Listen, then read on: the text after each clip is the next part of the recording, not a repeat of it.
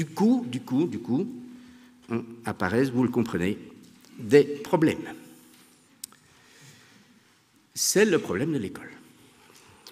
La culture scolaire, c'est une culture spécifique qui est différente des autres. Ce n'est pas la culture médiatique, ce n'est pas la culture scientifique, ce n'est pas la culture religieuse, ce n'est pas... Et d'ailleurs, le plus souvent, l'école doit s'opposer en s'opposant. J'ai lu dans la presse ce matin l'interview d'Étienne Michel, qui disait le problème de l'école aujourd'hui, il a tout à fait raison, c'est le consumérisme. Ce n'est pas la première fois, vous savez, que des responsables d'école disent que l'environnement culturel leur est hostile. L'école s'est constituée dans un environnement culturel hostile au XIXe siècle. Pour faire venir les enfants de paysans à l'école, il fallait se lever tôt. Ils avaient 1000 bonnes raisons de croire qu'ils apprenaient plus au champ ou dans les bois, comme aujourd'hui les élèves urbanisés, cybernétisés, croient qu'ils apprennent plus en 10 heures de surf qu'en 1 heure d'école. C'est une lutte, l'école. Elle doit affirmer la spécificité de sa culture. C'est une invention, la culture scolaire, un mixage d'éléments disparates, assumés comme tels. Par exemple, au moment de la création des écoles nationales, il a fallu enseigner la langue nationale. Français, l'allemand, l'italien. Qu'a-t-on fait pour ça? On est allé piller les humanistes qui avaient construit des catégories grammaticales formidables pour comprendre autre chose que les langues nationales, pour comprendre l'hébreu, le grec et le latin. On est allé chercher ça, les savoirs grammaticaux des philologues. On les a appliqués à ce qui n'était que des dialectes. Et en transformant ainsi le dialecte par la grammaticalisation, on en a fait une langue nationale, enseignable à tous. La culture scolaire est bien entendu sujette à des tentatives d'accaparement par les différentes instances. Oula. Voilà.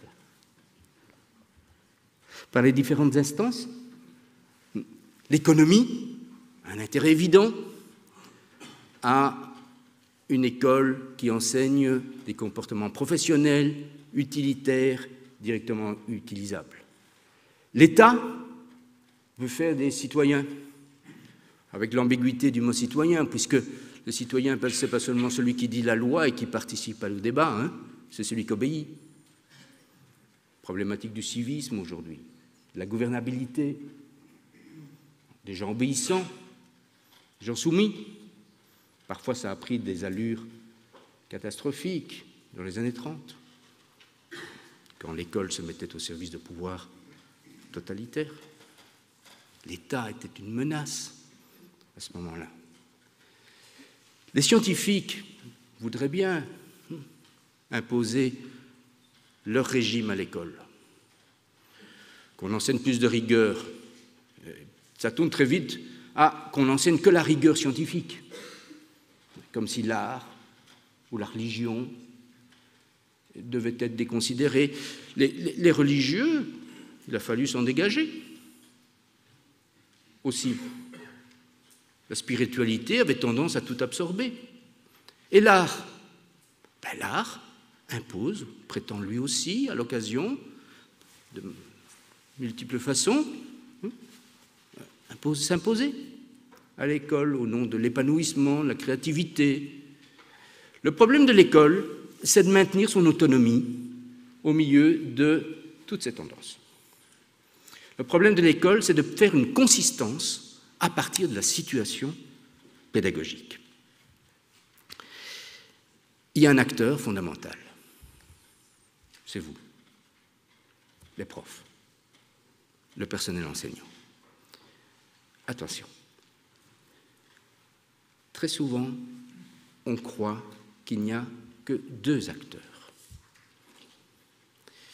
dans le partage du pouvoir éducatif, les parents et l'État. Parce qu'on imagine que l'école est, comme disaient les vieux marxistes, un appareil idéologique d'État, qui ne fait que représenter l'État. Mais pas du tout. Les profs, le corps enseignant, c'est le troisième acteur. Et il porte des exigences que ne porte pas l'État, puisqu'il a le lien avec la culture, et il porte des exigences que ne portent pas les parents, parce qu'il a le lien avec la culture. Les enseignants, l'école comme telle, au sens institution, si vous voulez, a été un acteur fondamental dans la construction d'une culture scolaire non arbitraire. Alors donc, voilà ce qu'est, selon moi, la culture scolaire. Vous voyez, c'est un ensemble assez complexe. On pourrait commencer à raconter une histoire de la culture scolaire. Paul Winant se penche sur ce chantier pour l'école catholique. Ce sera passionnant de lire les transformations de cette culture scolaire au fil de 2 siècles d'existence. Mais je voudrais ici, parce que le temps est précieux, m'en tenir à la période contemporaine. Il y a de multiples défis qui se présentent à nous pour cette culture, et je voudrais, de façon un petit peu arbitraire, sélectionner ce qui me semble 2 très gros enjeux. Ça ne veut pas dire que ça épuise tous les enjeux. D'ailleurs, dans les différents ateliers de la journée, vous allez aborder d'autres enjeux, mais il y a 2 enjeux importants, et je vous dirai un enjeu sur un 3e niveau. Le premier enjeu, qui me semble crucial, sur lequel je voudrais prendre un peu de temps avec vous, c'est ceci, c'est qu'est-ce que nous entendons aujourd'hui par une personnalité libre? Je voudrais poser cette question pédagogique en la prenant à la racine. C'est une question de construction morale, éthique de la personnalité. Deuxièmement, je voudrais vous dire aussi qu'à mon avis, ce qui me semble au niveau de la culture le défi le plus important aujourd'hui, c'est la différenciation de la culture, qui prend une allure de babélisation. Nous sommes dans une culture babélisée.